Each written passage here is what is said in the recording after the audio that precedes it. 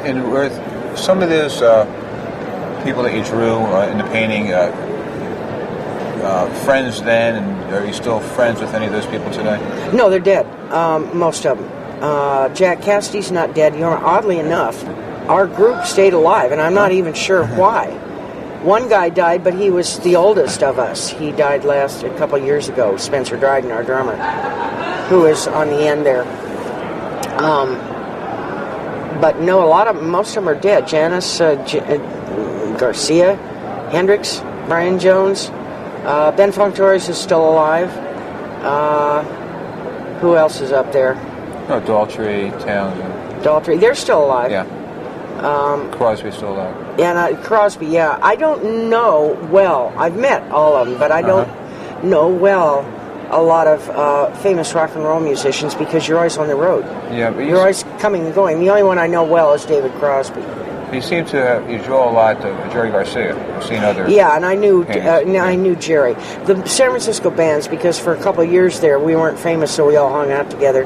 And you don't go on the road. You play around San Francisco because nobody in Kansas cares one way or the other. So we hung out for a couple of years, but we all kind of got famous at the same time. That means, okay, now you're on an airplane or in a recording studio or making videos for the rest of your life or until you die or stop, So you don't really have time to get to know. You know the band better than your own wife or husband. Yeah, and at that time, the Fillmore was a very big forum to play. And you played at the Fillmore. Fillmore West and Fillmore East and Carousel Ballroom, Avalon Ballroom in San Francisco, and then all over the place. But when we first started, there weren't venues for rock and roll, so we blew out a lot of country clubs and weird places where they were just appalled by the sound levels. That's 130 decibels of screaming guitars, and they're just pinned to the wall. We played the Whitney Museum, and they didn't know what to make of it. It was women in minks and with diamonds and all this stuff, and they're real straight, and they have beehive hairdos. And they were just like, but what they pay for is the Whitney will have a year-long thing, and you give them a big chunk of money, and then each weekend they have a new performance group. And I guess they were trying to be cool and have some new stuff. But that was the first I had of a wireless mic. So on the way down the elevator, they put us in a room upstairs in the Whitney. On the way down in the elevator, I had this wireless mic, and I'm talking, and the band is going, "Oh, geez, we haven't even gone on yet, Grace." And by the time we got to the stage, the audience is just completely nonplussed. I love that. You still listen to rock and roll?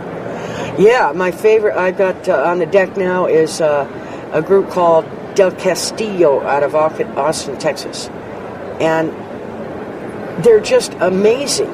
They play, it's largely Mexican-Spanish flavored rock and roll, but they can also do blues in English. I mean, they are Spanish Americans, if you want to call them Mexican Americans.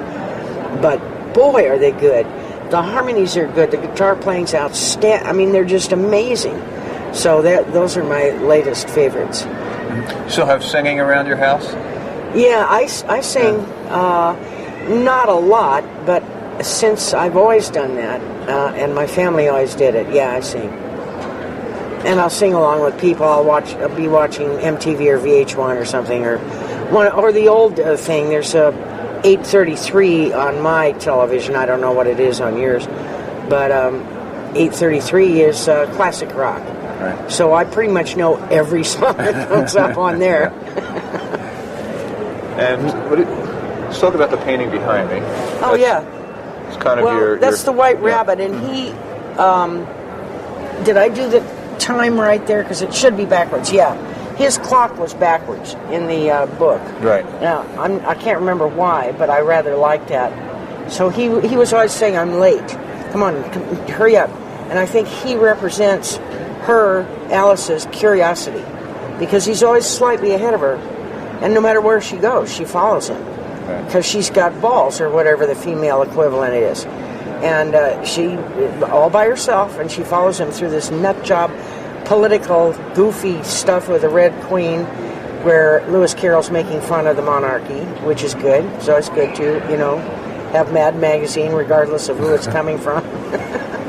But I really like that story. So, and it sells. Rock and roll is not something where you're being clever and arty and starving to death. I'm not New York artist. I'm California, LA. We like to make money. What are you working on now? Right now, a process rather than an actual painting. And it is how to get a third layer of paint cracked. I'm not sure whether I use a hairdryer or what I do. I want it to crackle. Mm-hmm. And I'm trying to figure out how to do that. And maybe there'll be a chemist here, or maybe one of these artists out here that I go see will have something cracked on. How'd you do that? So I'm working on a process right now rather than an actual painting. How much do these paintings sell for? Depends. If they are original and they're big, it's going to be somewhere between $15,000 and $20,000, which is fairly cheap for an original painting by anybody who can actually draw a stick figure. Like the one behind us would be. Yeah, I don't know what the price on that is, and my agent isn't here. He and the gallery sort of figure out what they want to charge for it, and so it sounds like I'm raking in the dough. But here's how it breaks down: is I get 1/3 of the gallery gets 1/3, my agent gets 1/3, I get 1/3, and then the government takes half of that. So what's a better deal? We're not talking about rolling around in money. Is I'm art okay. or music a better deal? Well, for the artist? It depends. Yeah. I think music, if you write the songs and people play them, that's really good. Kids come up, how do I become a rock and roll star? I said, that's easy. All you do is stand on stage and act like you belong there. Right. You don't even have to know how to sing. But that's not where the money is. The money is in writing the songs, publishing. Mm-hmm. So I didn't know that. I just liked to write songs, and I just did. Paul knew that, so he'd always have more songs on the album. Yorma and Marty and I were just kind of like, okay, whatever. It's another song about going to the moon. And Marty was a love songwriter. I'm sort of snide and sarcastic. Yorma's more bluesy and folky, and Paul is like this big, let's all have a revolution, go to the moon. So it's like a smorgasbord. You get a little of everything, and I like that. And that's why it worked. Yeah. That's why it worked. I like that. Hey, thank you so much for your time. You're very welcome. You're great. Slick. Where do people find your artwork, by the way? Oh, at all of the Wentworth galleries all over the country. And then galleries like Finger Hut in Sausalito, or a special show of something like here. I'm sure my agent, because agents, I'm sure my agent will sell it right out off the floor here. You have an internet site? Or Yes, areaarts.com. And it's spelled just the way it sounds. Okay. Thank you so much, Grace. You're very welcome.